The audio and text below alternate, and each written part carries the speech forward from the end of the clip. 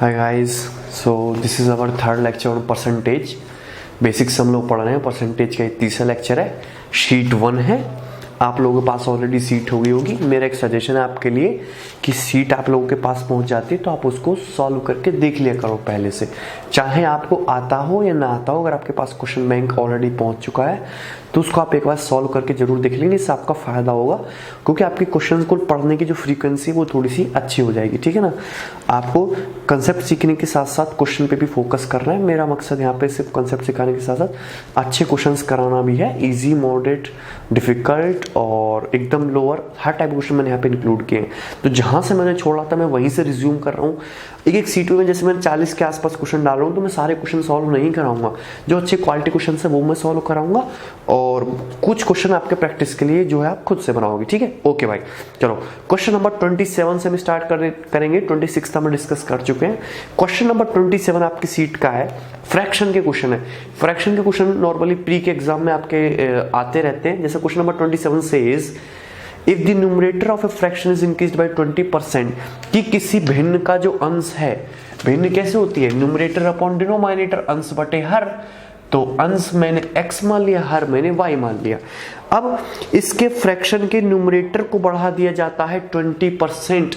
अगर मैं न्यूमरेटर को 20% बढ़ाऊंगा तो x को अगर मैं 20% बढ़ाऊंगा तो अब x कितना हो जाएगा, 120% टाइम्स हो जाएगा। 100% तो था ही हमारा x, 20% और बढ़ गया तो कितना हो गया, 120% ऑफ x। क्लियर। अगर मैं डिक्रीज करूंगा 10% से किसको, डिनोमिनेटर को। डिनोमिनेटर आपका y है। अगर मैं इसको 10% डिक्रीज करूंगा तो 10% डिक्रीज होने के बाद डिनोमिनेटर सिर्फ कितना रह जाएगा, 90% रह जाएगा। तो डिनोमिनेटर रह गया आपका 90%। तो आपकी जो न्यू फ्रैक्शन बनेगी वो ये बनेगी। और ओरिजिनल फ्रैक्शन क्या मानी है मैंने, x बटे वाई। और क्वेश्चन में साफ साफ बोल रखा है कि न्यू फ्रैक्शन बिकम्स 3/2। यही फ्रैक्शन आपकी कितनी बन जाती है मेरे भाई, 3/2। और आपसे क्वेश्चन में पूछा है what is the value of original fraction, कि असली भिन्न की वैल्यू क्या है। तो सिंपल सा सिंप्लीफाई करना है, परसेंट से परसेंट हटा दीजिए। 40 थी 120 और नहीं सॉरी 30 चौका 120, 30 दिया 90। तो x बटे y कितना आ जाएगा, 3 इंटू 3 9 और 4 इंटू 2 8। x अपॉन y बराबर 9/8 आ गया। आप ऑप्शन से भी इस क्वेश्चन को सेटिस्फाई करा सकते हो। जैसे आपके ऑप्शन मैंने डाल रखे हैं 2/3, 7/8, 9/8, 6/7। जो ऑप्शन हमारी क्वेश्चन में दी गई बात को सेटिस्फाई करता है वो मेरा आंसर होना चाहिए। लेकिन ऑप्शन से चेक करने की जरूरत नहीं पड़ेगी, आप ऐसे ही कर लोगे तो जल्दी आंसर आ जाएगा। ठीक है भाई, ओके। तो क्वेश्चन नंबर 27 आपका बहुत इजी था। क्वेश्चन नंबर 28 सेम पैटर्न पे था, मैंने आपको होमवर्क दिया था, आप लोगों ने इसको सॉल्व कर लिया होगा। क्वेश्चन नंबर 29, क्वेश्चन नंबर 29 सब लोग ध्यान से देखेंगे, बहुत इजी है। If x% of x is multiplied by 36.66% of x then resultant is 99। क्या मतलब है कहने का, कि यदि मैं x% ऑफ x% ऑफ का मतलब होता है गुणा, x% को यदि मैं x% ऑफ x को अगर मैं मल्टीप्लाई करूं किससे, 36.66% ऑफ x से। बात समझना, x% ऑफ x को मल्टीप्लाई करूं 36.66% ऑफ x से, और ऑफ का मतलब ही क्या होता है, गुणा। तो मेरा रिजल्ट क्या आता है, रिजल्ट आता है आपका 99। और आपसे पूछा है x की वैल्यू क्या है। सो सिंपल x% का मतलब x बटा 100, x का मतलब x, 36.66% क्या होता है, मैं बहुत बार बता चुका हूं कि जब भी आपको इस टाइप की फ्रैक्शन दिखे, इस टाइप की परसेंटेज दिखे तो आपको उसको क्या कर लेना, ब्रेक कर लेना है। लाइक 36.66% को हम क्या लिख देंगे, 30% प्लस 6.66%। और 30% का मतलब कितना होता है भाई, 3/10। और 6.66% का मतलब कितना होता है, 1/15। मैंने याद कराया कि 1/15 6.66% और 1/16 6.25%। तो ये 3/10 प्लस 1/15 होगा। एलसीएम कितना आएगा, 30। 10 से 33 टाइम्स 3 + 3 ये कितना होगा, 9। 15 दूनी 30, 2 कितना है, 11/30। ये आपके 36.66% के लिए 11/30 होगी। Into 11/30 into x equal to कितना हो गया आपका 99। अब देखो 11 से आपका 99 9 टाइम्स कट गया। क्लियर? देखिए अब x इंटू x क्या हो गया आपका x क्यूब हो गया। 30 की इधर गुणा हो जाएगी तो ये 30 और ये 100 और 9 के आपस में गुणा हो जाएगी तो 27,000 बन जाएगा। आपको x की वैल्यू चाहिए, दोनों तरफ से क्या ले लो, क्यूब रूट ले लोगे तो 27,000 का क्यूब रूट कितना होता है 30। तो इस क्वेश्चन का आंसर कितना आ गया 30। जस्ट स्टेप बाय स्टेप इसको सिंप्लीफाई करते चले जाएंगे, जैसे जैसे क्वेश्चन में बोलता जाता है वैसे वैसे आप करते चले जाओ, आंसर आ जाएगा। x की वैल्यू कितनी आएगी 30। सो सिंपल, बहुत ईजी है, एकदम बेसिक से करेंगे हम, है ना, कोई फास्ट ट्रैक पे नहीं चलेंगे, बहुत सिंपल और इजी तरीके से चलेंगे। ठीक है, अब क्वेश्चन नंबर 30 थोड़ा बड़े ध्यान से देखेंगे, है ना। In a fraction if numerator is decreased by 30% and again increased by 7:1/7%। ठीक है, फिर डिनोमिनेटर को पहले इंक्रीज किया 20%, फिर इंक्रीज किया 12.5%। ठीक है, और रिजल्टेंट फ्रैक्शन जो हमारी परिणामी भिन्न बन गई वो बन गई 25/63। आपसे पूछा है कि डिनोमिनेटर न्यूमरेटर से कितने परसेंट बड़ा है। ठीक है, डिनोमिनेटर न्यूमरेटर से कितने परसेंट बड़ा है। अच्छा, मैंने ओरिजिनल फ्रैक्शन मान ली सपोज x/y, ये आपकी ओरिजिनल भिन्न है, x न्यूमरेटर y डिनोमिनेटर। अब क्वेश्चन में बोला है कि न्यूमरेटर को कितना बढ़ाया जाता है, न्यूमरेटर को घटाया जाता है 30%। जैसे मैं आपको स्टेप बाय स्टेप बताता हूं कि न्यूमरेटर x है, अगर मैं इसको 30% क्या कर दूंगा, घटा दूंगा, तो 30% का मतलब होता है भाई 3/10। 30% का मतलब कितना होता है फ्रैक्शन में 3/10। अगर मैं इसको 3/10 पार्ट घटा दूंगा तो कितना रह जाएगा, सिर्फ 7/10 रह जाएगा। जैसे मैंने किसी चीज को 30% घटा दिया तो 100 में से 30% यानी कि कितनी रह जाएगी, 70% रह जाएगी ना। 70% का मतलब कितना होता है 7/10। ठीक है, तो जो फ्रैक्शन न्यूमरेटर थी मेरी x को मैंने 30% कम कर दिया तो कितना रह गया, इंटू 7/10, अगेन इंक्रीज्ड बाय 7:1/7%। इसको फिर से बढ़ा दिया मैंने, कितना बढ़ाया है 7:1/7%। और 7:1/7% मैंने आपको याद कराया कितना होता है 1/14 होता है। कितना होता है 1/14। अगर मैं 1/14 यूनिट बढ़ा दूंगा तो कितना हो जाएगा, ये हो जाएगा 15/14 इंटू 15/14। भाई 1 तो था ही, 1/14 मैंने और बढ़ा दिया तो कितने यूनिट हो गया, 15/14 यूनिट हो गया। बात समझ में है कि नहीं, क्लियर है। तो यानी कि मेरा जो न्यूमरेटर है वो बढ़ के x इंटू 7/10 इंटू 15/14 हो गया, चेंज हो गया। क्लियर। सिमिलरली हम डिनोमिनेटर के लिए देख लेते हैं कि हर में क्या बोला है, denominator is increased bye 20%। Denominator मेरा y है, मैं इसको 20% बढ़ाऊंगा। 20% का मतलब कितना होता है 1/5। अगर मैं 1/5 इसको बढ़ाऊंगा तो डिनोमिनेटर कितना हो जाएगा 6/5 गुना हो जाएगा। ठीक है, उसके बाद मैं फिर से बढ़ाऊंगा कितना 12.5%। 12.5% मैं आपको याद करा चुका हूं कितना होता है 1/8। अगर मैं 1/8 बढ़ाऊंगा तो डिनोमिनेटर कितना हो जाएगा, अब 9/8 गुना हो जाएगा। क्लियर है ना। तो ये डिनोमिनेटर हो गया y इंटू 6/5 इंटू 9/8। क्लियर। ये आपकी रिजल्टेंट फ्रैक्शन बन गई और क्वेश्चन में से रिजल्टेंट फ्रैक्शन की वैल्यू आपको दी है 25/63। 25/63। बताओ किसी को कोई दिक्कत है यहां तक, क्लियर है, बात समझ में आ रही है ना। अब बस आपको क्या करना है, जस्ट सिंप्लीफाई करना है, सिर्फ इसको सिंप्लीफाई कर लीजिए। x/y और ये देखो 7/10 इंटू 15/14 है। क्लियर है ना। और इसको क्या करते हैं हम पूरे को ऊपर ले जाते हैं तो into 5 into 8/6 into 9 equal to 25/63 ये हो जाएगा। क्लियर, कोई दिक्कत। देखिए अब इसको सिंप्लीफाई कर लेते हैं। 7 दूनी 14 चला जाएगा, 2 से 8 आपका 4 बार चला जाएगा, 4 बार चला गया। क्लियर है। ओके, फिर आपका और कुछ कट रहा है। देखिए 5 से आपका 25 5 बार कट जाएगा और 5 से 15 आपका 3 बार कट जाएगा। 3 से आपका 6 2 बार कट जाएगा, 2 से 4 आपका 2 बार कट जाएगा। क्लियर, ठीक है। और 9 से ही आपका 9 7 63 कितनी बार, 7 बार कट जाएगा, और 2 से 10 आपका 5 बार कट जाएगा। काफी कटिंग यहाँ पे हो चुकी है। तो x अपॉन वाई जो हो जाएगा, कैलकुलेशन के स्टेप आप खुद से करा करो, कैलकुलेशन के स्टेप मैं तो बताता हूं, आप खुद से भी किया करो। x बाई वाई, ये 5 उधर चला जाएगा, ये कितना हो जाएगा 5/7। x बाई वाई कितना हो गया 5/7। कोई दिक्कत किसी को? x बाई वाई इज 5/7, यानी कि जो मेरी ओरिजिनल फ्रैक्शन थी वो कितनी थी 5/7। क्लियर भाई? अब इसका न्यूमरेटर कितना है 5, डिनोमिनेटर कितना है 7। क्वेश्चन में पूछा है कि denominator find how much percent denominator is greater than numerator. Denominator numerator से कितने परसेंट बड़ा है? कितने परसेंट बड़ा है? 2/5 गुणा 100, ये बड़ा है।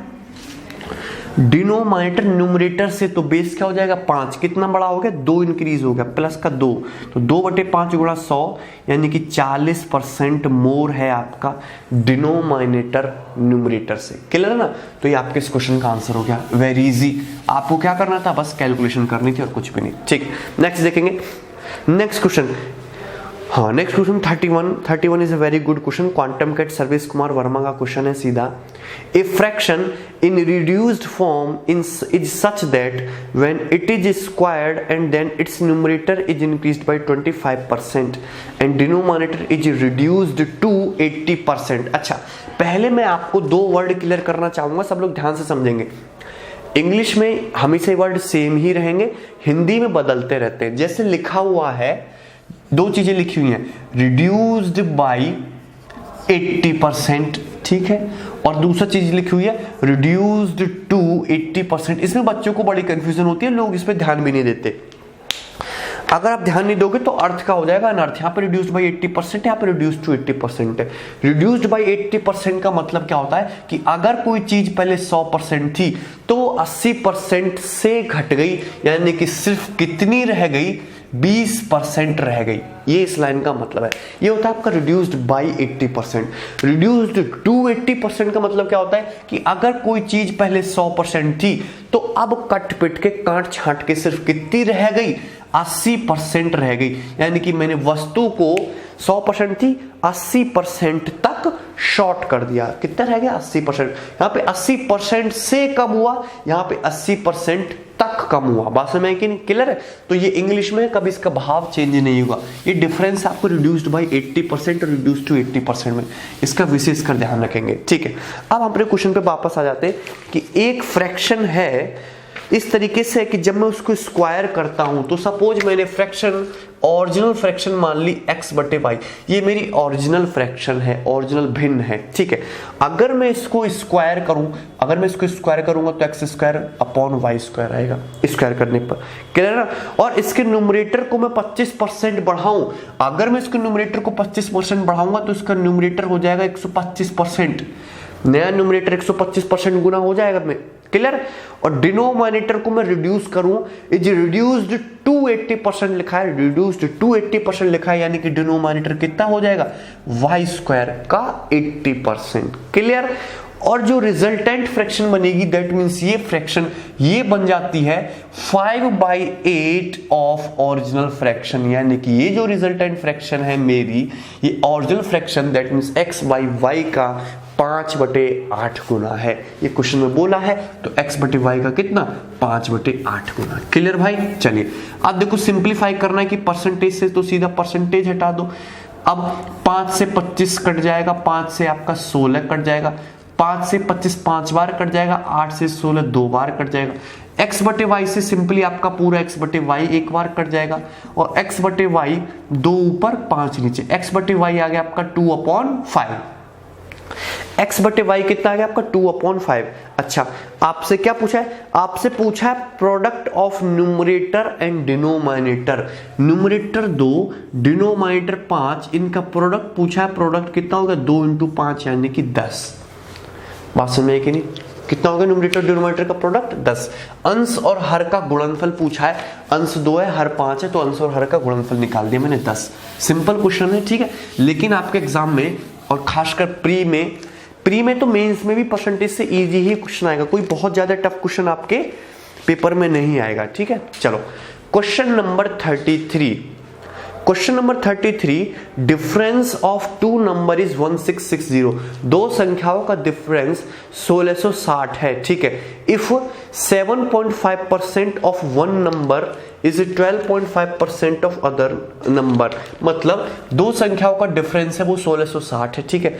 और एक संख्या का 7.5% दूसरी संख्या के 12.5% के इक्वल है। मतलब एक संख्या हमने x मान ली, एक y मान ली, तो एक संख्या का 7.5% दूसरी संख्या के 12.5% के इक्वल है। यहां से दोनों संख्याओं का रेशियो यानी कि x रेशियो जो y है वो 12.5 अपॉन 7.5 आ जाएगा, यानी कि आ जाएगा आपका 5/3। 25 पंजे 125, 25 3 75, यानी कि दोनों संख्याओं का जो रेशियो आ गया वो कितना आ गया 5:3। कितना आ गया 5:3। आपको सिर्फ सॉल्व करने के लिए क्वेश्चन को रेशियो ही चाहिए था। आप डायरेक्ट भी लिख सकते थे कि एक संख्या का 7.5% दूसरे के 12.5% के इक्वल है, तो यहां से रेशियो देखो तो यहां से रेशियो दोनों संख्या का 3:5 या 5:3 आ जाएगा। मतलब बड़ी संख्या छोटी संख्या 5:3 के रेशियो में होंगी। अब क्वेश्चन के अकॉर्डिंग आपको दोनों संख्याओं का डिफरेंस कितना दे रखा है 1660। तो ये देखो 5 रेशियो है 3 रेशियो, तो डिफरेंस कितना हुआ 2 रेशियो। 2 रेशियो के लिए क्वेश्चन में 1660 दे रखे, 2 रेशियो के लिए 1660 दे रखी है, तो एक रेशियो के लिए कितनी आ जाएगी 840। एक रेशियो के लिए कितनी आएगी 840। आपसे पूछा है दोनों संख्याएं कितनी कितनी है, अगर एक रेशियो के लिए 840 है तो 5 रेशियो के लिए 5 गुणा 840 यानी कि 5 0 0, 5 1 20 की 0, 5 8 40 2 42, 4200। क्लियर ना। 1660 दिया है 830 आएगा यहाँ पे, सॉरी ये एक रेशियो के लिए 830 आएगी, तो 5 × 830 आपका पहला नंबर हो जाएगा 5 0, 5 3 15 1, 5 8 40 41, 4150 आपकी पहली संख्या। दूसरी संख्या आपकी 3 × 830 हो जाएगी। अगर एक रेशियो के लिए 830 है तो 3 रेशियो के लिए ये होनी चाहिए 3 0 0, 3 3 9, 3 8 24, कितनी हो जाएगी 2490। क्लियर मेरे भाई, बताओ किसी को दिक्कत है यहाँ तक? क्लियर है, ठीक है।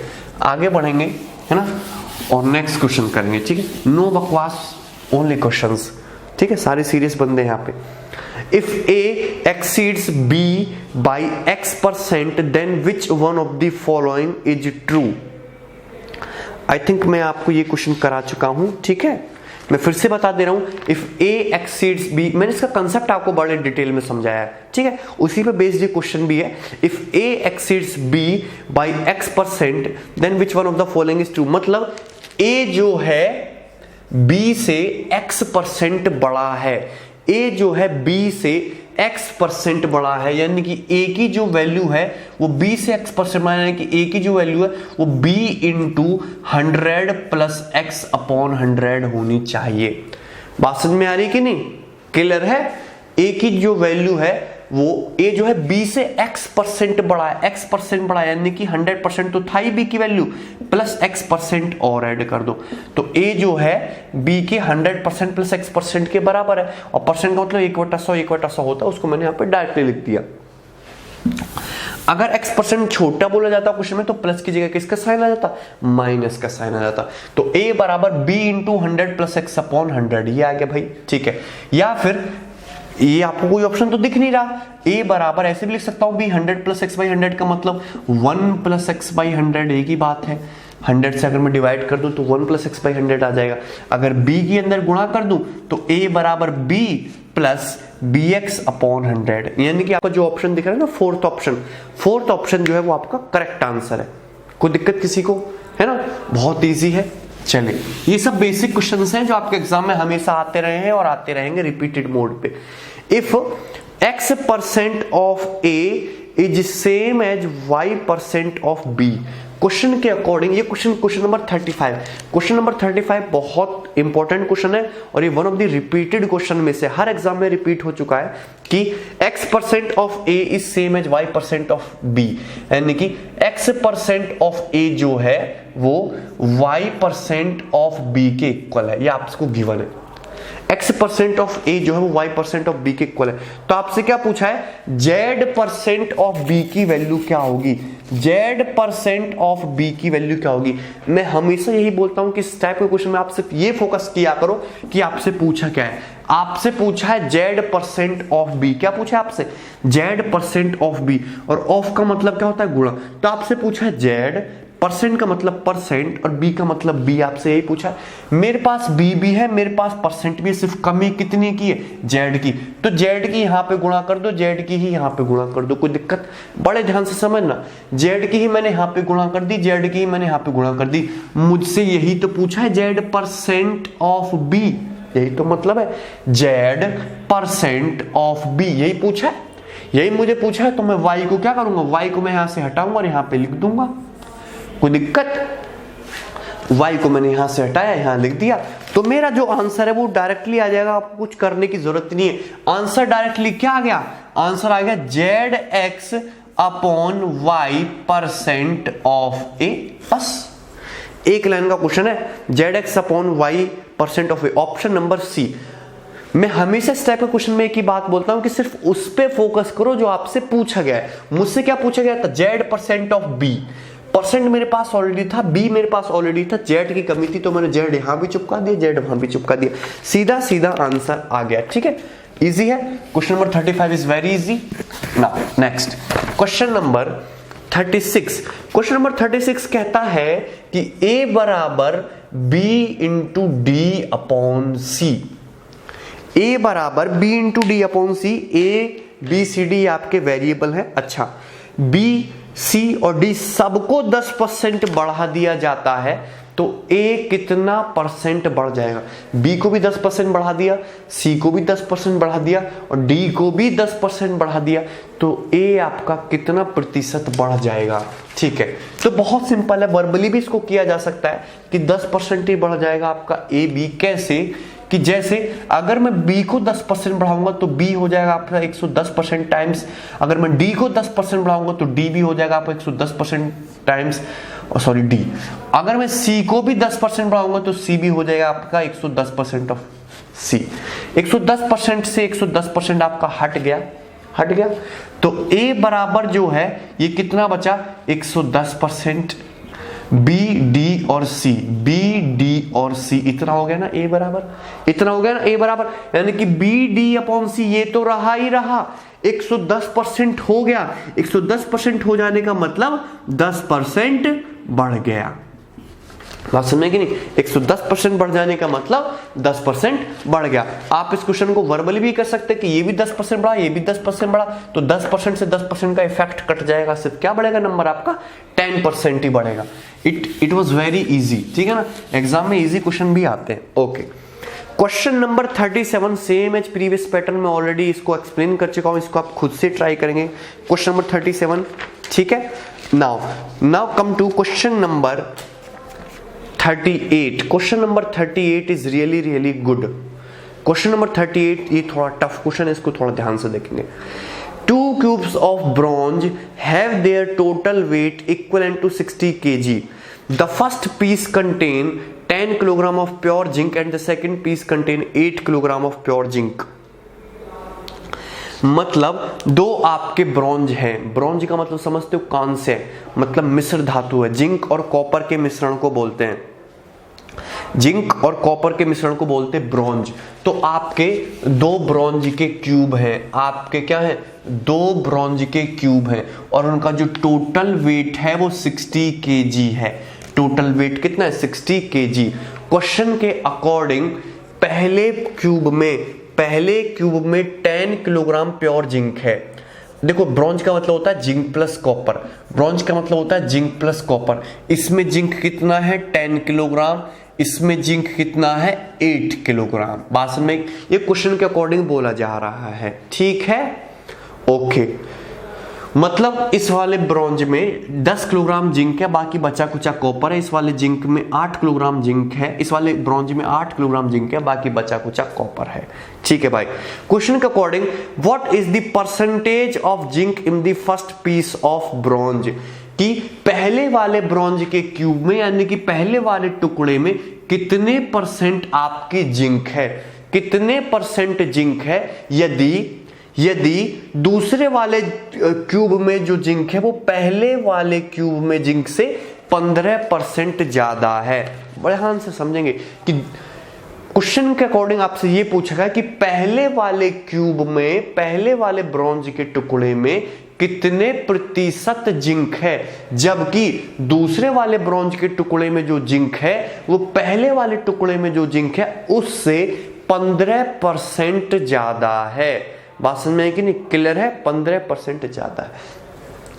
क्वेश्चन के अकॉर्डिंग आपसे पूछेगा कि पहले वाले क्यूब में कितने प्रतिशत जिंक है। ये केवल और केवल आप तभी निकाल सकते हो जब आपको इस पहले वाले टुकड़े का वेट पता हो। अगर आपको पहले वाले टुकड़े का वेट पता है तो टोटल वेट में 10 किलोग्राम जिंक है, आप क्वेश्चन का आंसर क्या बता दोगे?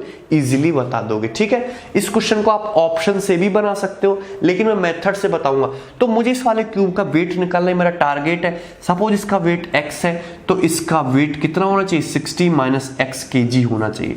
इसका अगर x kg है तो इसका कितना होगा? इसका 60 माइनस x kg होगा। क्लियर ना? तो अगर इसका वेट 60 माइनस x kg है और इसमें 8 किलोग्राम जिंक है तो कितने परसेंट जिंक है?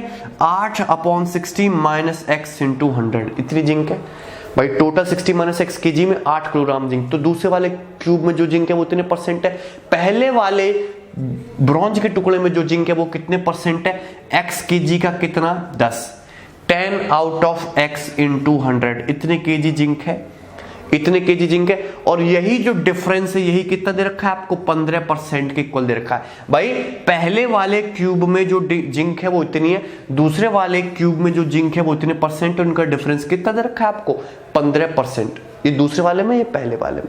अगर आप यहाँ पे ध्यान से देखो तो आपको यहाँ पे x की वैल्यू निकालनी है, तो x की वैल्यू आप यहाँ पे हिट एंड ट्रायल से निकालोगे। सॉल्व करने बैठे तो काफी समय यहाँ पे वेस्ट हो जाएगा। आपको यहाँ पे x की वैल्यू हिट एंड ट्रायल से निकालनी है ना? तो अगर मैं यहाँ पे हिट एंड ट्रायल से सॉल्व करने की कोशिश करूंगा तो यहाँ पे x की वैल्यू देखो आप क्या लोगे? सिंपल सी वैल्यू लोगे, 10, 20, 30, 40। तो यहाँ पे देखोगे आपको x इक्वल टू 40 kg इसको सेटिस्फाई करेगा, या आप हिट एंड ट्रायल से निकालोगे। x इक्वल टू 40 kg रख के देखोगे तो देखो 8/60 माइनस 40 कितना होता है? 20 इंटू 100 माइनस 10/40 इंटू 100। देखो क्या ये डिफरेंस 15 आता है? तो ये 800/20 कितना होता है? 40। और ये 1000/40 कितना होता है? ये होता है आपका 15। 40 माइनस 25 का डिफरेंस कितना होता है? 15। 40 माइनस 25 15 होता है कि नहीं? क्लियर? यानी कि सेटिस्फाई कर रहा है किस पे? x इक्वल टू 40 kg पे। ठीक है, x इक्वल टू 40 kg पे सेटिस्फाई कर रहा है, यानी कि पहले वाले जो क्यूब का जो वेट है वो कितना है? 40 kg। पहले वाले क्यूब का जो वेट है वो कितना है? 40 kg। और दूसरे वाले का कितना है? 20 kg। तो 40 kg क्यूब के वेट में कितनी जिंक है? 10 kg जिंक है। 40 kg में कितनी जिंक है? 10 kg। तो कितने प्रतिशत जिंक हुई? 25%। 40 kg पूरे ब्रॉन्ज का वेट, उसमें से जिंक है सिर्फ 10 kg। तो कितने परसेंट जिंक हुई? 10 से 40, 4 बार, 4 से 100, 25 बार, 25% जिंक। बात समझ में आई? कोई दिक्कत किसी भाई को? ठीक है ना? नेक्स्ट क्वेश्चन देखेंगे। ठीक है, कोई क्वेश्चन समझ में ना आया करे तो उसको रिपीट मोड में करके देख लिया करो, आपको समझ में आ जाएगा, है ना? बार बार इन्हीं चीजों को पढ़ते रहेंगे ना तो हो जाएगा, कोई दिक्कत नहीं है। अच्छा, क्वेश्चन नंबर 39। क्वेश्चन नंबर 39 को भी इंपॉर्टेंट मार्क करेंगे, आपके प्री के एग्जाम पॉइंट ऑफ व्यू से बहुत इंपॉर्टेंट है ना? प्री में ऐसे क्वेश्चन आते हैं और इस क्वेश्चन को आप ट्रिक से करेंगे तो बहुत सही रहेगा इजीली। कि if a student multiplied a number by 6/11 instead of 5/6, find the percentage error in calculation। मतलब कोई छात्र जो है किसी संख्या को 5/6 से गुणा करने की बजाय कितने से गुणा कर देता है? 6/11 से, तो उसके परिणाम में कितने प्रतिशत की त्रुटि हो जाएगी? देखो ध्यान से, एक स्टूडेंट था, उसको किसी संख्या को मल्टीप्लाई करनी थी, 5/6 से मल्टीप्लाई करनी थी। कितने से मल्टीप्लाई करनी थी? 5/6 से गुणा करनी थी, लेकिन उसने गलती से किससे मल्टीप्लाई कर दी? 6/11 से उसने गलती से मल्टीप्लाई कर दी। ध्यान समझना, किसी छात्र को किसी संख्या को 5/6 से गुणा करनी थी लेकिन उसने गलती से 6/11 से गुणा कर दी, तो रिजल्ट में कितने प्रतिशत की त्रुटि आ जाएगी, ये पूछा है। तो देखो मैंने आपको पहले भी समझाया कि सारा का सारा खेल जो है वो डिनोमिनेटर का होता है, यानी कि इस 6 का और 11 का। फ्रैक्शन को परसेंटेज के क्वेश्चन में फ्रैक्शन पकड़ लो और फ्रैक्शन को इजी करने के लिए डिनोमिनेटर पकड़ लो, यानी कि 5/6 और ये 6/11। आप किसी नंबर को मल्टीप्लाई कर रहे हो तो किसी नंबर को आप x मानने की बजाय 6 और 11 का मल्टीपल यानी कि 66 एज्यूम कर लो। मैंने नंबर कितना मान लिया, सपोज 66 मान लिया। कितना मान लिया मैंने नंबर, सपोज 66 एज्यूम कर लिया। अगर मैं 66 को 5/6 से गुणा करता तो यानी कि 66 गुणा 5/6 यानी कि मेरा सही आंसर जो है वो 55 आना चाहिए था। मेरा सही जो करेक्ट आंसर है वो कितना आना चाहिए था, 55। लेकिन गलती कर दी उस स्टूडेंट ने और 66 को मल्टीप्लाई कर दिया 6/11 से, यानी कि 11×6 66। उसका आंसर गलती से 6×6 यानी कि कितना आ गया, 36 आ गया। कितना आ गया, 36 आ गया। तो स्टूडेंट का सही आंसर आना चाहिए था 55 और आ गया उसका गलती से 36। तो स्टूडेंट ने कितने की एरर कर दी, स्टूडेंट ने एरर कर दी 15 में से 6 गया 9, 19 की एरर कर दी, 19 की एरर कर दी आउट ऑफ 55 इंटू 100%। आपको परसेंट में पूछा है तो बेस क्या होगा आपका 55 गुणा 100 करेंगे, परसेंटेज का साइन लगाएंगे। क्लियर है, कोई दिक्कत? तो 5 से काटेंगे तो 20 बार चला जाएगा, 5 से काटेंगे तो 11 बार चला जाएगा। ये 380/11%, 11×3 33, 5 हो जाएगा, 11×4 44, 34:6/11% की एरर हो जाएगी आपकी गुणा करने में। कोई दिक्कत किसी भाई को? ठीक है ना, क्वेश्चन इजी है, क्वेश्चन इजी है। लेकिन कब, जब आप संख्या को x ना मान के जो आपका डिनोमिनेटर है उसका मल्टीपल एज्यूम कर लो, 6 और 11 का मल्टीपल यानी कि 66 एज्यूम कर लो, तो आप क्या कर लोगे, इजीली बना दोगे। ये क्वेश्चन बहुत ही इंपॉर्टेंट है। ठीक है, अभी तक जितने भी क्वेश्चन चल रहे हैं प्री में, जो प्री पॉइंट ऑफ व्यू से बेसिक वाले, ठीक है। क्वेश्चन नंबर 40, क्वेश्चन नंबर 40 को सब लोग ध्यान से देखेंगे। It's very easy. Question number 40, the number of students present in the class of Gagan Pratap is m। मतलब हमारी क्लास में जो प्रेजेंट स्टूडेंट है वो कितने, कैपिटल M। हमारी क्लास में जो प्रेजेंट स्टूडेंट कितने हैं, वो है कैपिटल M। और इन कैपिटल M स्टूडेंट में से, इन कैपिटल M, ये जो टोटल स्टूडेंट है, कैपिटल M टोटल स्टूडेंट में से 22.1875%, 22.1875% देख रहे हो, बहुत टिपिकल है ना। अब यहां पे से हम थोड़ा लेवल बढ़ा रहे हैं अपना, 22 की तीसरा लेक्चर चल रहा है। 22.1875% छात्र क्या है आपके, स्टूपिड है। ठीक है, समझना, दिल पे नहीं लेना कि एक क्लास में टोटल कितने स्टूडेंट है, हमारी क्लास में m स्टूडेंट है और उन m स्टूडेंट में से 22.1875% क्या है आपके, स्टूपिड हैं। क्लियर है ना। और क्वेश्चन में बोला है कि स्टूपिड छात्र जो है उनकी संख्या कितनी है, कैपिटल N है। स्टूपिड छात्र की संख्या कितनी है, कैपिटल N। आपसे पूछा है कि m+n की जो मिनिमम वैल्यू होगी या फिर m+n का जो न्यूनतम मान है वो क्या है, m+n का न्यूनतम मान आपसे पूछा है। बात समझ में है कि नहीं? ठीक है, टोटल स्टूडेंट m में से कितने परसेंट स्टूपिड है, 22.1875% स्टूपिड है।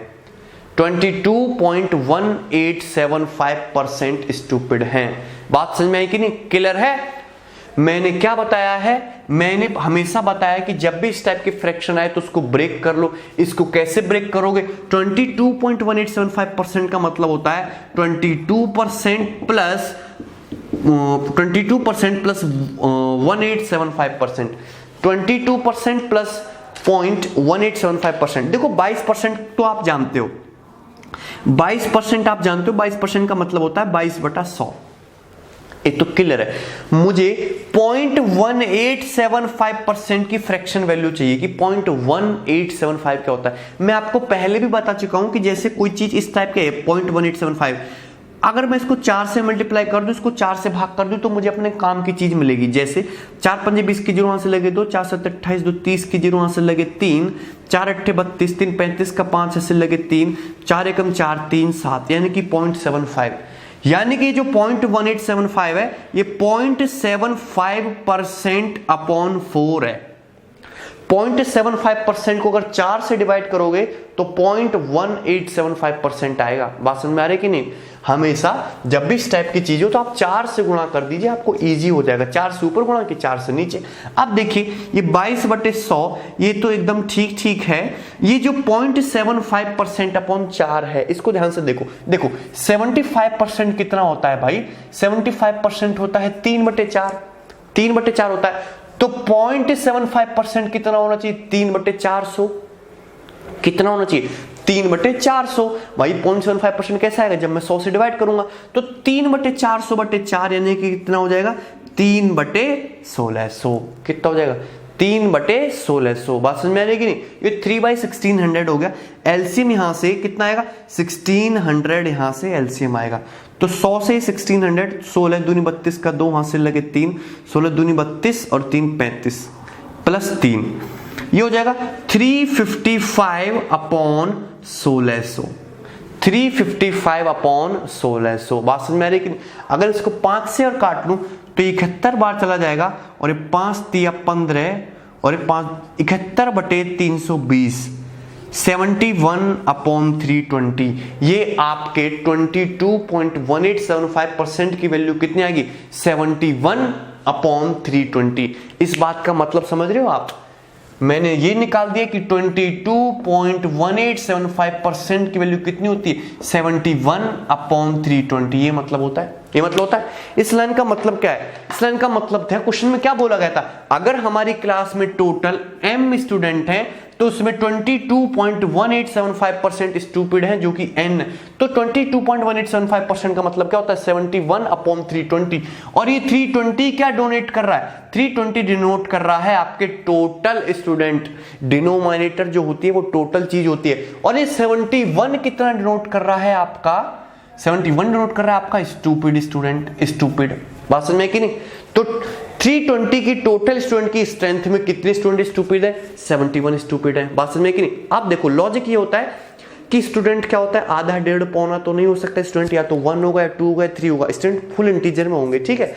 यानी कि मुझसे क्वेश्चन में m+n की मिनिमम वैल्यू पूछी है, तो m+n की मिनिमम वैल्यू पूछी है। ये जो मैंने फ्रैक्शन लिखी है ना 71/320, इसको मैं फर्दर सिंपलीफाई नहीं कर सकता, ये एकदम सिंपलीफाइड फ्रैक्शन है। यानी कि इसको अगर मैं और आगे काटने की कोशिश करूंगा तो दशमलव वगैरह में चला जाएगा, और स्टूडेंट की संख्या कभी पॉइंट्स वगैरह में हो नहीं सकती। तो m की मिनिमम वैल्यू आपकी 320 होनी चाहिए, और स्टूपिड स्टूडेंट की संख्या यानी कि कैपिटल N आपका 71 होना चाहिए। तो m+n की मिनिमम वैल्यू 320 प्लस 71 यानी कि 391 होना चाहिए। इस क्वेश्चन का करेक्ट आंसर है।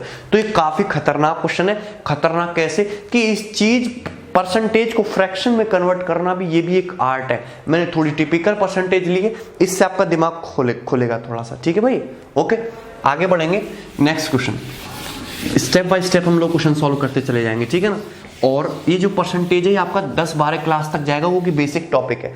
परसेंटेज और रेशियो ये आपके दोनों बेसिक टॉपिक हैं, इसको थोड़ा समय लेके चलेंगे तो आपका बेसिक स्ट्रॉन्ग हो जाएगा, ठीक है? अब जैसे question number 41, question number 41 is again very good. Question number 41 को सॉल्व करने की कोशिश करेंगे, ठीक है? क्वेश्चन नंबर 41 बताओ, of the adult population in a certain village, एक विलेज में 42% मैन और 24% वुमेन मैरिड हैं, और कोई भी आदमी एक से ज्यादा शादी नहीं करता है, ना ही कोई भी औरत एक से ज्यादा शादियां करती हैं। तो आपसे पूछा है कि टोटल पॉपुलेशन में कितने परसेंट एडल्ट अनमैरिड हैं? टोटल पॉपुलेशन में कितने परसेंट एडल्ट अनमैरिड हैं, ये आपसे पूछा है। बात समझ में कि नहीं? ठीक है। अब देखो ध्यान से, इस क्वेश्चन को आप सिंपली XY मान के या मेल और फीमेल की संख्या m और f मान के रेशियो वगैरह निकाल के वहां से बना सकते हैं, वो आप कर सकते हो। लेकिन मेरा जो पर्पस है वो आपको एक पूरा कंसेप्ट, एक मेथड सिखाना है, वो मैं आपको बताना चाहता हूं। तो एक रूल होता है परसेंटेज का, उसको आप बड़ा ध्यान से देखेंगे कि x% of y equal to होता है आपका y% ऑफ x। ये होता है x% of y equal to होता है y% ऑफ x। चाहे आप x% ऑफ y को देखो तो x का मतलब x, परसेंट का मतलब 1/100 और y का मतलब y, ये होता है। क्लियर ना? चाहे आप y% ऑफ x को देखो, y का मतलब y, परसेंट का मतलब 1/100 और x का मतलब x, ये होता है। क्लियर है कि नहीं? तो दोनों की दोनों वैल्यू बराबर है, x इंटू वाई बटे 100, x इंटू वाई बटे 100। तो x% ऑफ y इक्वल होता है y% ऑफ x के। ये बात आपको ध्यान रखनी है, ये बात आपको ध्यान रखनी है, इससे कैलकुलेशन में काफी मदद मिलेगी। जैसे सपोज मुझे कैलकुलेट करना हो 69% ऑफ 37.5, मुझे ये कैलकुलेट करना है 69% ऑफ 37.5। सपोज मुझे यही कैलकुलेट करना है, तो ये चीज तो बहुत टफ है, इसको निकालना तो बहुत टफ है। 69% ऑफ 37.5 कैलकुलेशन इतनी बड़ी हो जाएगी। लेकिन अगर इसको देखो कि x% of y equal to y% of x, ऐसे नहीं लिख सकता। x% of y equal to y% of x लिख सकता हूं कि नहीं? बात समझ आ रही कि नहीं? और 37.5% कितना होता है आपका? 3/8। इसको मैं इजीली जानता हूं, इंटू 69, और 3 इंटू 69 की मैं इजीली गुणा कर लूंगा 207, 3 की 70, 210, 210 से 3 माइनस किया 207, 207 को 8 से डिवाइड करना, 207/8, ये आपका आंसर होगा। तो ये आपने इजीली कैलकुलेट कर लिया बिना किसी कैलकुलेशन के। समझ में आ रहा है कि नहीं? ठीक है, तो इस तरीके से इस चीज का हम इस क्वेश्चन में यूज करेंगे, ठीक है ना। अब देखो, जैसे किसी गांव में मेल है और फीमेल है, एक सिटी में, एक विलेज में मेल है और फीमेल है, ठीक है। तो of the adult population in certain village, उसमें कितने परसेंट मेल मैरिड हैं? 42% मेल मैरिड हैं। और कितनी फीमेल मैरिड है?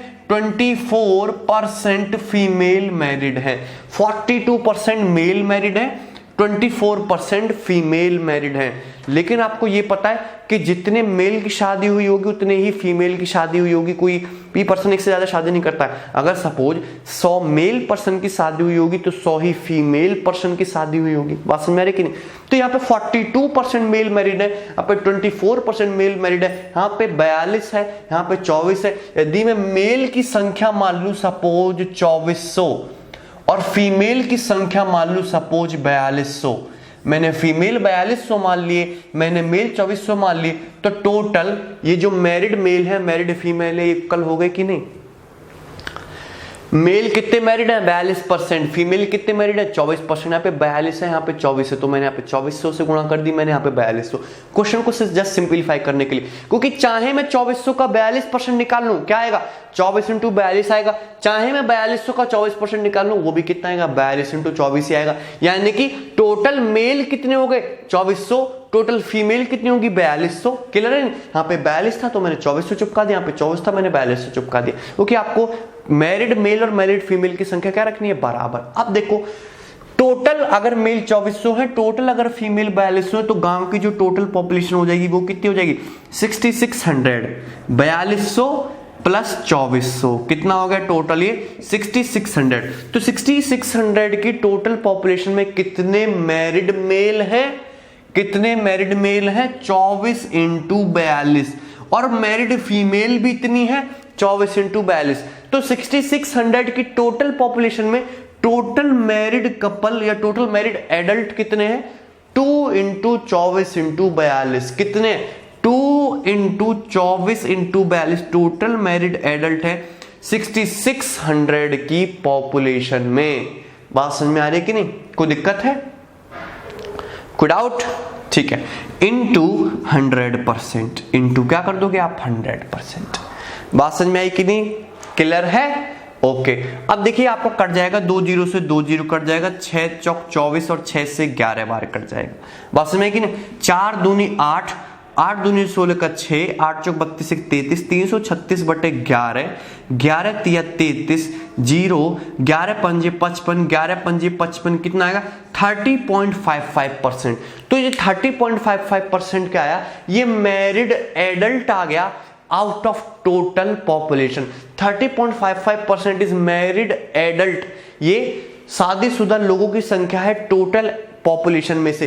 तो 30.55% अगर मैरिड है तो अनमैरिड कितने, 100 में से घटा दो, 100% माइनस 30.55%, तो ये कितना आ जाएगा 69.45%। ये तो आपके मैरिड एडल्ट की परसेंटेज आ गई। तो ये किसकी आ गई, आपकी अनमैरिड एडल्ट की परसेंटेज, अनमैरिड एडल्ट। बात समझ में आई है ना, क्लियर है, कोई दिक्कत किसी को, इजी है, ठीक है ना। ठीक है भाई, आगे बढ़ेंगे और नेक्स्ट क्वेश्चन देखेंगे,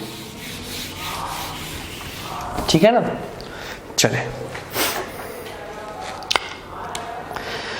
ओके, क्वेश्चन नंबर 42, आज ये शीट हम कंप्लीट कर लेंगे, ठीक है। Question number 42, A number is increased bye 28.56%।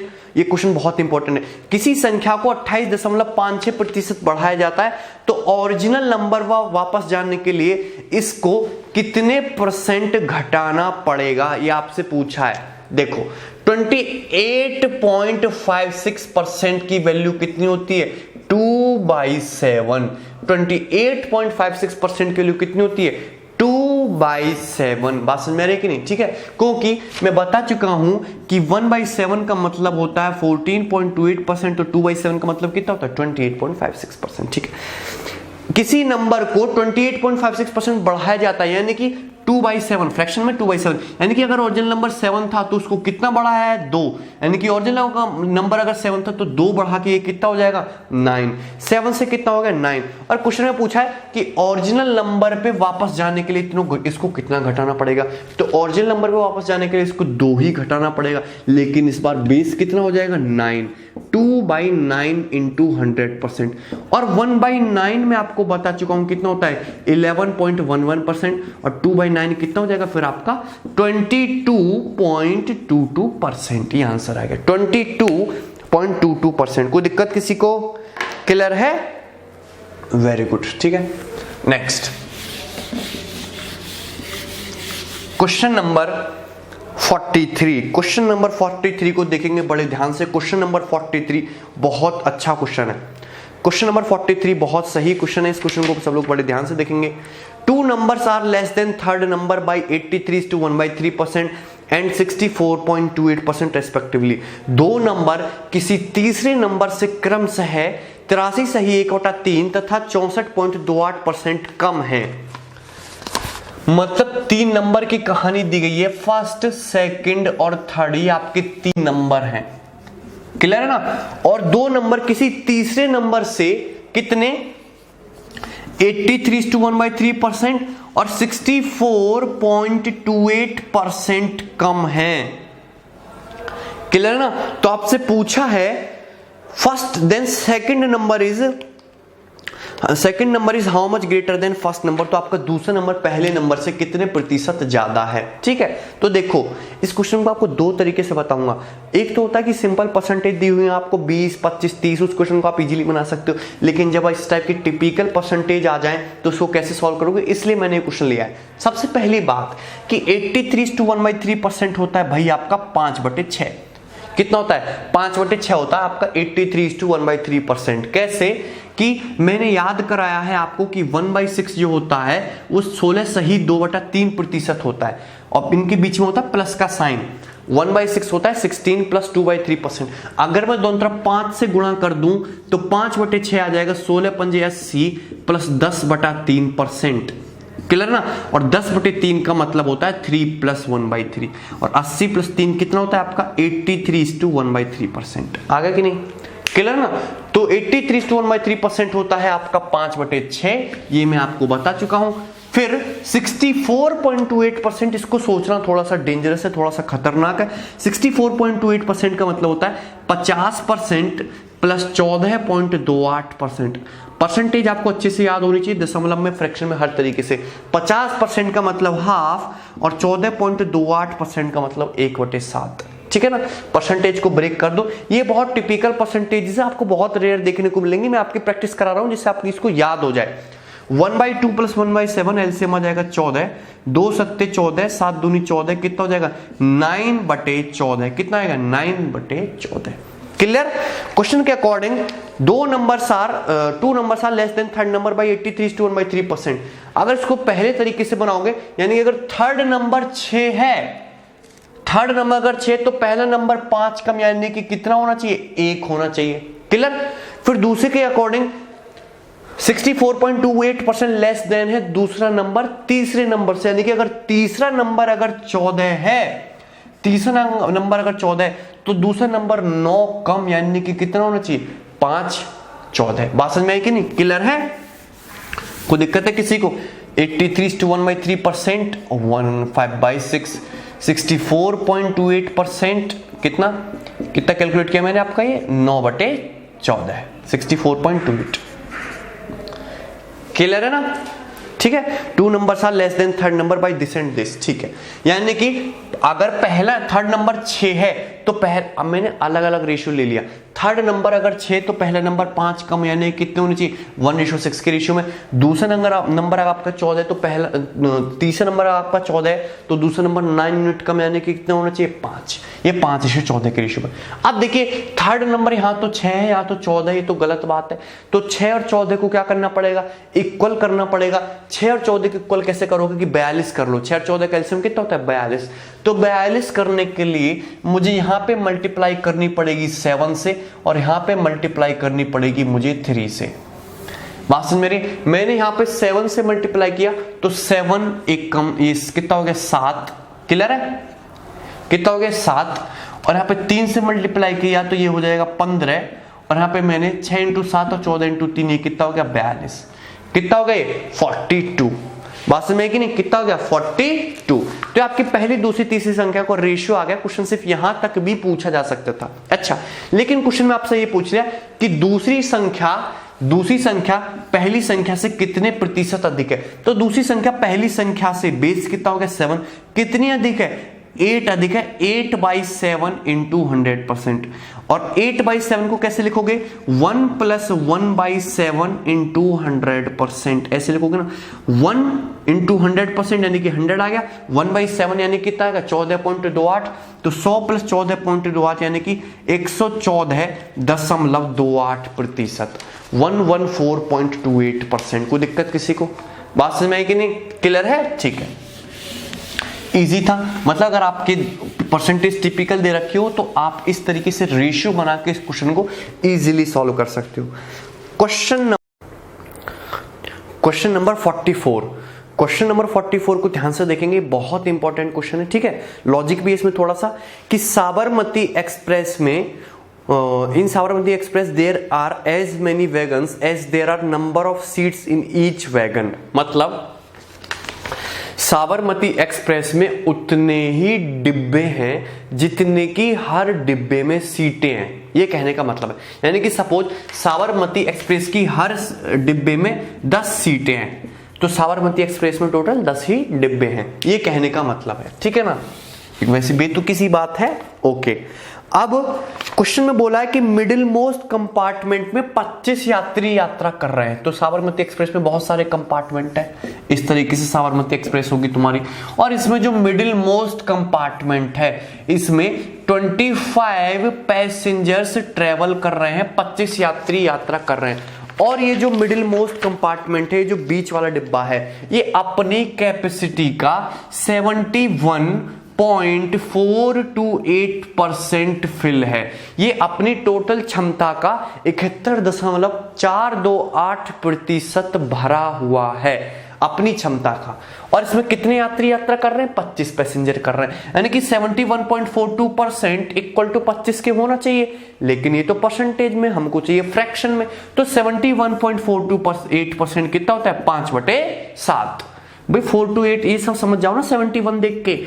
1/7 का मतलब होता है 14.2856%, ये होता है वैसे पूरा तो 1/7। अगर मैं दोनों तरफ 5 से मल्टीप्लाई कर दूं तो ये 71.428% आ जाएगा अप्रोक्सीमेटली।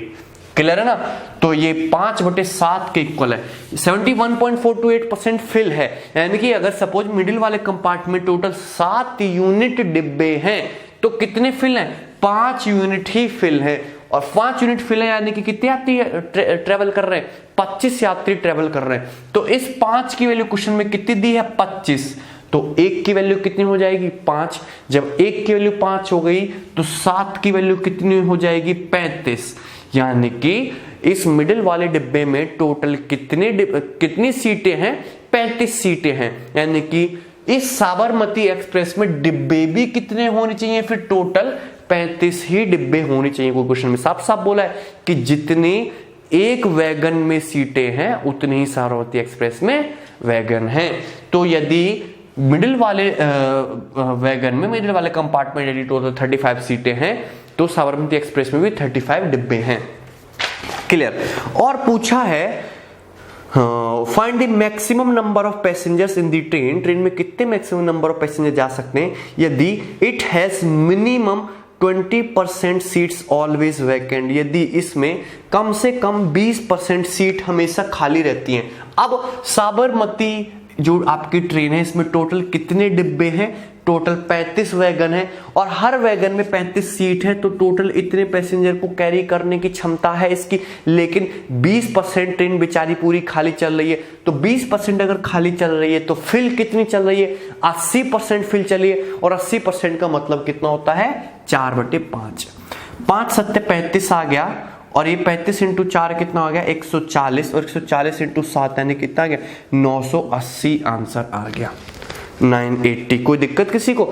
आप डायरेक्टली भी इस क्वेश्चन का आंसर बता सकते थे कि चाहे आपका आंसर कुछ भी हो, आपका आंसर 7 का मल्टीपल होना चाहिए था, क्योंकि आपकी सीट जो है वो 7 का मल्टीपल है, डिब्बे भी 7 का मल्टीपल है, तो आपका आंसर भी 7 का मल्टीपल होना चाहिए था। क्वेश्चन में सिर्फ एक ही ऑप्शन 7 का मल्टीपल है, 980, तो आप इसको डायरेक्टली भी कर सकते थे। ठीक है ना, आपको सारे तरीके पता होने चाहिए। ओके, नेक्स्ट क्वेश्चन देखते हैं। Question number 45। क्वेश्चन नंबर 45 बहुत ही इंपॉर्टेंट और one of the most repeated question है। ये एग्जाम में रिपीट होने वाला परसेंटेज के सबसे रिपीटेड पैटर्न में से एक है। शुगर राइस वाले क्वेश्चन, जो दूसरी शीट है आपकी वो सारी शुगर राइस पे ही बेस्ड है। The price of sugar rises by 57:1/7%। मतलब चीनी का जो प्राइस है वो 57 से ही 1/7% बढ़ जाता है।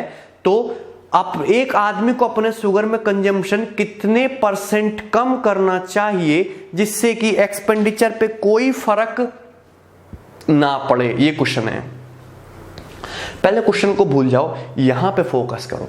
यहां पे फोकस कैसे कि एक आप कॉन्सेप्ट या फॉर्मूला याद करेंगे कि एक्सपेंडिचर बराबर होता है, क्या होता है? एक्सपेंडिचर बराबर होता है प्राइस इनटू कंजम्पशन। एक्सपेंडिचर बराबर होता है प्राइस इनटू कंजम्पशन। एक्सपेंडिचर का मतलब होता है खर्चा, प्राइस का मतलब होता है कीमत, और कंजम्पशन का मतलब होता है उपभोग। एक्सपेंडिचर बराबर प्राइस इनटू कंजम्पशन, खर्चा बराबर होता है कीमत गुणा उपभोग। सपोज आप मार्केट में गए और 10 रुपए पर केजी वाले चावल खरीद के लाए और 10 किलो चावल खरीद के लाए, तो आप कितने रुपए का सामान खरीद के लाए? आप 100 रुपए का सामान खरीद के लाए। तो 100 रुपए रहा आपका एक्सपेंडिचर, चावल का प्राइस रहा 10 रुपए पर केजी, और आपने कंजम्पशन कितने का किया? 10 केजी का कंजम्पशन किया। तो ये कितना है आपका? 10 रुपए पर केजी है। बात समझ में है कि नहीं? क्लियर है? ठीक है, कोई दिक्कत? प्राइस जो होता है वो आपको रुपीस पर केजी में ही होता है हमेशा। क्लियर है? बात समझ में आ रही है? ठीक है। अब सपोज सब लोग ध्यान से समझेंगे, इसको भूल जाओ, इसको भूल जाओ, ठीक है। खर्चा बराबर कीमत गुणा उपभोग। सपोज आपके जो चावल की जो कीमत है वो 10 रुपए पर केजी से 11 रुपए पर केजी हो गई। 10 रुपए पर केजी से 11 रुपए पर केजी हो गई आपकी जो चावल की कीमत है, बढ़ के 10 से 11। तो क्वेश्चन में पूछा है कंजम्पशन में कितने की कमी करूं? कंजम्पशन यानी कि उपभोग में मैं चावल कितना खाना कम कर दूं जिससे कि एक्सपेंडिचर पे कोई फर्क ना पड़े, मेरा खर्चा कांस्टेंट रहे। तो देखो प्राइस हो गया मेरे भाई 10 रुपए से 11 रुपए पर केजी, तो कंजम्पशन कितना कर दो? कंजम्पशन कर दो आप अपने 11 केजी से 10 केजी के रेशियो में। अगर प्राइस मेरा 10 से 11 के रेशियो से चेंज हो रहा है तो कंजम्पशन को रिवर्स रेशियो यानी कि 11 से 10 के रेशियो से चेंज कर दो, आपका एक्सपेंडिचर क्या रहेगा, कांस्टेंट। ओके, अगर पहले कंजम्पशन देखूं तो पहले कंजम्पशन भी आपका 11 इंटू 10 110 रुपए का हो रहा था, और अब भी आपका कंजम्पशन 11 इंटू 10 अब भी आपका 110 रुपए का ही हो रहा है। क्योंकि तो यहां से रिजल्ट निकल के आया कि यदि मेरा एक्सपेंडिचर सेम है तो प्राइस अगर 10 से 11 हो रहा है तो कंजम्पशन को क्या कर दो, 11 से 10 रिवर्स रेशियो से चेंज कर दो। बात समझ में कि नहीं, क्लियर है? ठीक है, तो जैसे अब ये क्वेश्चन है, अब इस क्वेश्चन पे वापस आ जाते हैं।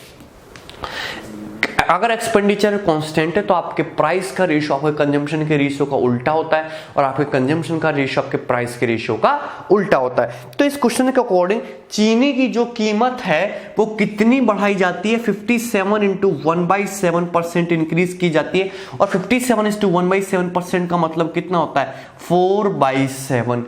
57 इंटू 1/7% का मतलब कितना होता है, 4/7। क्योंकि 1/7 में आपको बता चुका हूं कितना होता है, 14 सही 2/7। अगर मैं 4 से गुणा कर दूं तो 4/7 हो जाएगा, 14 चौका 56 प्लस 8/7, और 8/7 का मतलब 1 प्लस 1/7, और 56 प्लस 1 कितना हो गया, 57 सही 1/7।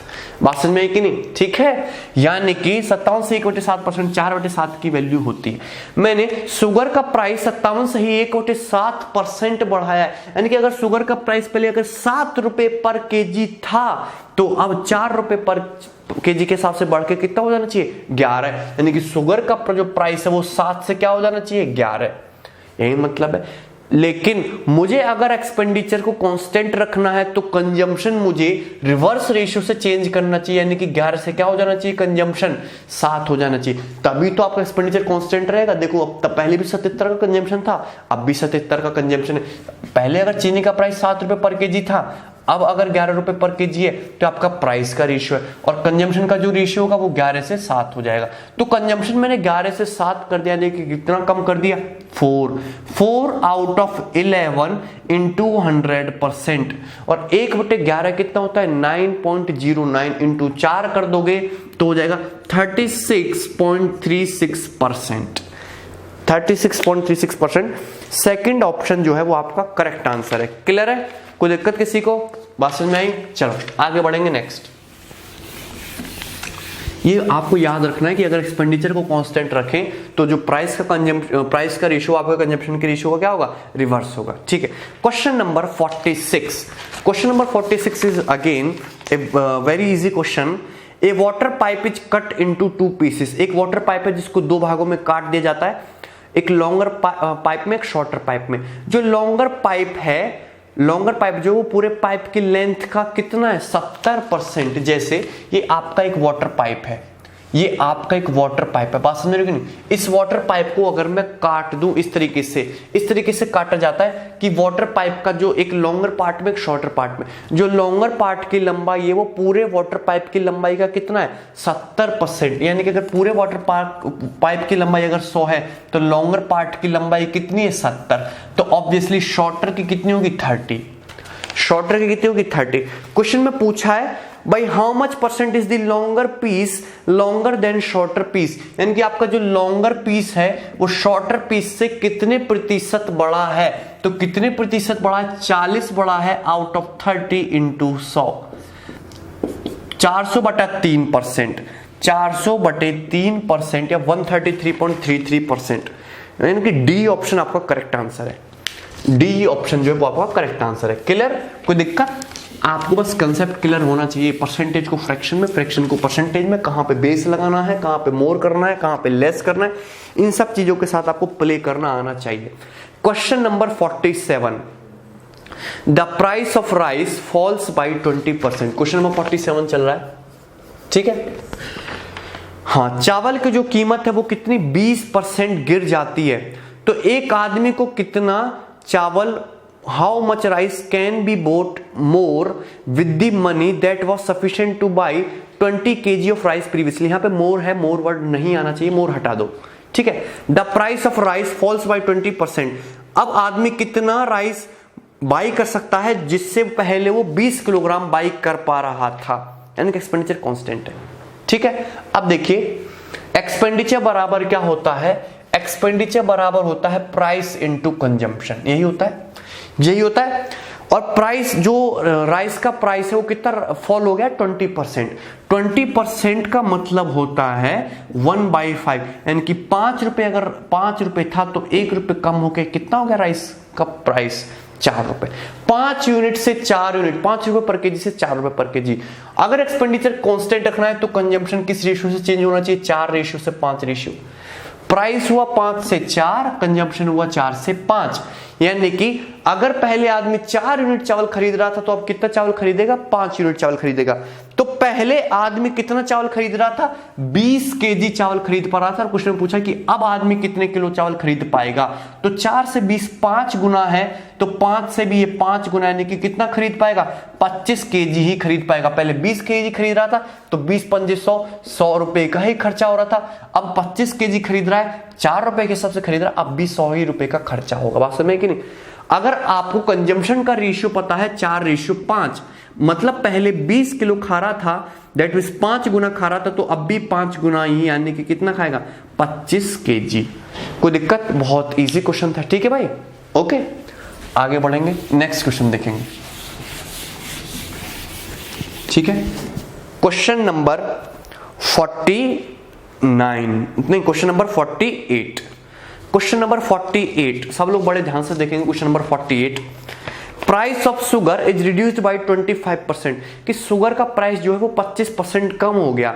बट इन स्पाइट ऑफ, इसकी वजह से price of sugar is reduced by 25%, but in spite of decreases Ayush ends up increasing his expenditure on sugar bye 20%। लेकिन आयुष जो है अपना एक्सपेंडिचर कितना 20% से और बढ़ा देता है। मतलब चीनी का प्राइस 25% कम हुआ और आयुष ने अपना एक्सपेंडिचर या अपना खर्चा भी 20% से बढ़ा दिया। तो आपसे पूछा है percentage change, what is the percentage change in is monthly consumption of sugar, कि शुगर के कंजम्पशन में मंथली चेंज क्या आएगा, यानी कि आपको परसेंटेज चेंज निकालना है। देखिए, आपको परसेंटेज चेंज निकालने के लिए हमेशा क्या चाहिए, रेशियो चाहिए। मैं हमेशा एक ही मेथड आपको सिखाऊंगा पूरे अर्थमेटिक में, रेशियो मेथड। देखिए, मैंने आपको कितनी बार बताया है कि एक्सपेंडिचर बराबर प्राइस गुणा कंजम्पशन होता है। अगर आपको प्राइस निकालना है तो प्राइस होगा एक्सपेंडिचर अपॉन कंजम्पशन, अगर आपको कंजम्पशन निकालना है तो कंजम्पशन होगा एक्सपेंडिचर बटे प्राइस। ये होगा कि नहीं। एक्सपेंडिचर के रेशियो को प्राइस के रेशियो से डिवाइड करोगे, कंजम्पशन का रेशियो मिलेगा। एक्सपेंडिचर के रेशियो को कंजम्पशन के रेशियो से डिवाइड करोगे, प्राइस का रेशियो मिलेगा। तो हम सेम यही लॉजिक इस क्वेश्चन में लगाने की कोशिश करते हैं कि एक्सपेंडिचर बराबर है आपका प्राइस इंटू कंजम्पशन, प्राइस है बराबर एक्सपेंडिचर अपॉन कंजम्पशन, और कंजम्पशन है एक्सपेंडिचर बटे प्राइस। ठीक है, वेरी गुड। तो क्वेश्चन के अकॉर्डिंग शुगर का प्राइस 25% कम हो जाता है, यानी कि शुगर का जो प्राइस है 25% कम हो गया, यानी कि कितना रह गया 25% का मतलब 1/4 कम हो गया, यानी कि शुगर का प्राइस अगर पहले 4 था तो अब 1 यूनिट कम हो गया, यानी कि कितना रह गया शुगर का प्राइस 3। लेकिन आयुष ने जो अपना एक्सपेंडिचर है वो भी 20% से बढ़ा दिया, तो आयुष का जो एक्सपेंडिचर है, जो खर्चा है, वो भी 20% बढ़ गया। 20% का मतलब होता है 1/5, 1/5 बढ़ गया, यानी कि एक्सपेंडिचर कितना हो गया 5 से 6। आयुष का एक्सपेंडिचर कितना हो गया 5 से 6। तो ये एक्सपेंडिचर का रेशियो है, ये प्राइस का रेशियो है। अगर मैं एक्सपेंडिचर के रेशियो को प्राइस के रेशियो से डिवाइड करूं तो मुझे किसका रेशियो मिलेगा, मुझे कंजम्पशन का रेशियो मिलेगा। तो कंजम्पशन का जो रेशियो होगा वो होगा 5/4 रेशियो 6/3। 5/4 का मतलब 5/4 और 6/3 का मतलब 2। इजीली है, क्लियर है कि नहीं। अब रेशियो को सिंप्लीफाई करोगे तो आ जाएगा 5:8। कितना आएगा 5:8, यानी कि अगर पहले कंजम्पशन 5 यूनिट था तो अब कंजम्पशन कितना है 8 यूनिट। तो 5 से 8 यूनिट कंजम्पशन हो गया, यानी कि कितना बढ़ गया 37.5% इंक्रीज हो गया कंजम्पशन। कितना बढ़ गया 37.5% क्या हो गया आपका कंजम्पशन इंक्रीज हो गया। ठीक है, कोई दिक्कत। The price of sugar is reduced by 25%, but in spite of decrease, Ayush ends up increasing his expenditure by 20%. तो एक्सपेंडिचर कितना बढ़ा दिया 20%, यानी कि 5 से 6। प्राइस 25% रिड्यूस हो गया, यानी कि 4 से 3 डिवाइड करोगे तो 5/4 आएगा। 6 को 3 से डिवाइड करोगे 2, तो 5/4 2, 5 से हो गया कितना, ये 8, सॉरी 5 से 8 हो गया, यानी कि कितना इंक्रीज हुआ 3 out of 5 3 out of 5 into 100%, 5 से 100 कितना हो जाएगा 20, और 20 इंटू 3 कितना जाएगा 60%। ठीक है ना, क्लियर, 60%। अच्छा मैं आपको एक तरीका और बताता हूं कि जैसे ये करते हो ना कि शुगर जो कंजम्पशन है वो 5 से कितना हो गया 8, तो कितना इंक्रीज हुआ 3 इंक्रीज हुआ, आउट ऑफ 5 इंटू 100%, तब आता है 60%। 100 में चेंज को ही परसेंटेज बोलते हैं कि 100 से कोई वैल्यू कितनी बढ़ी 100 से वैल्यू कितनी घटी, वही परसेंटेज होती है। अगर कंजम्पशन 5 से कितना हो रहा है 8, तो दोनों तरफ 20 से मल्टीप्लाई कर लो, यानी कि 100 से कितना हो रहा है 160। चाहे 5 से 8 बोलो, चाहे 100 से 160 बोलो, 100 बनाना है। 100 से कंजम्पशन 160 हो गया, यानी कि सिंपल सा मुझे पता चलेगा कितना 60% बढ़ गया। बात समझ नहीं, कोई दिक्कत, इजी है, ठीक है। क्वेश्चन नंबर 49, और ये इस असाइनमेंट का लास्ट क्वेश्चन है, क्वेश्चन नंबर 49, ठीक है। If in A cuboid, cuboid समझते हो ना, एक घनाभ जिसमें लंबाई चौड़ाई ऊंचाई तीनों चीज होती हैं, लेंथ को बढ़ा दिया 25%, ब्रेथ यानी कि चौड़ाई को घटा दिया 40%, तो हाइट में कितना चेंज करे जिससे कि वॉल्यूम का रहे कांस्टेंट रहे। तो एक क्यूबॉइड यानी कि एक घनाभ इस तरीके से होता है, एक क्यूबॉइड आपका इस तरीके से होता है, क्लियर ना। अगर क्यूबॉइड की लंबाई L है, चौड़ाई B है, हाइट H है, तो इस क्यूबॉइड का जो वॉल्यूम होता है वो होता है LBH। कितना होता है LBH, क्यूबॉइड का वॉल्यूम LBH होता है, ठीक है। अब क्यूबॉइड की लंबाई को बढ़ा दिया जाता है 25%, 25% का मतलब 1/4 होता है, यानी कि अगर 4 पहले लंबाई थी तो अब 1 बढ़ के लंबाई 4 से कितनी हो जाएगी 5, क्लियर। और चौड़ाई को अगर 40% कम कर दिया जाता है तो 40% का मतलब होता है 2/5, यानी कि अगर चौड़ाई पहले 5 थी तो अब 2 कम हो जाएगी, यानी कि चौड़ाई 5 से कितनी रह जाएगी 3, चौड़ाई 5 से कितनी रह जाएगी 3, तो चौड़ाई 5 से 3 रह गई। अब क्वेश्चन में पूछा है कि यदि वॉल्यूम दोनों केसेस में कांस्टेंट रखना है, जो पहले वॉल्यूम था सेम वॉल्यूम अभी रहना चाहिए, तो हाइट को कितना परसेंट डिक्रीज करना, देन हाइट में कितने परसेंट का चेंज करना पड़ेगा। अब देखिए ये 4 पंजे 20 हो रहा है, 5 या 15 हो रहा है, 20 और 15 को इक्वल करना है तो 60-60 कर लेते हैं। 4 पंजे 20, यहाँ पे अगर मैं 3 से मल्टीप्लाई करूं और 5 या 15 यहाँ पे मैं 4 से मल्टीप्लाई करूं, तो दोनों केसेस में वॉल्यूम क्या रहेगा कांस्टेंट रहेगा, 60-60 रहेगा। लेकिन हाइट आपको कितनी करनी पड़ेगी 3 से 4 करनी पड़ेगी। हाइट अगर आपको 3 से 4 करनी पड़ रही है तो यानी कि 1 बढ़ानी पड़ रही है आउट ऑफ 3 इंटू 100%, यानी कि हाइट आपको 33.33% बढ़ानी पड़ेगी, ठीक है, क्लियर भाई, ठीक है। तो ये जो है आपकी शीट खत्म हो गई, ठीक है ना, ओके। अब जो है जो आपकी नेक्स्ट सीट है वो शुगर राइस वाले क्वेश्चन पे बेस्ड है। और शुगर राइस के अगर आप क्वेश्चन देखोगे बुक वगैरह में या किरण में तो घिसे पीटे होते हैं वही पुराने, तो आपको मात्र 10 या 12 क्वेश्चन देखने को मिलेंगे। जो मैंने शीट तैयार की वो बहुत अच्छी है, मैं आपको ईमेल तो हो जाएगी आपको, उसमें 32 क्वेश्चन मैंने लिए हैं, इससे आपकी बहुत अच्छी प्रैक्टिस हो जाएगी। और मैंने कुछ नए पैटर्न डालने की कोशिश की है, तो बेस्ट सीट है शुगर राइस की, इसको हम नेक्स्ट क्लास में डिस्कस करने की कोशिश करेंगे, ठीक है भाई, ओके। अब चलते हैं, नेक्स्ट क्लास में मिलते हैं, ठीक है, बाय।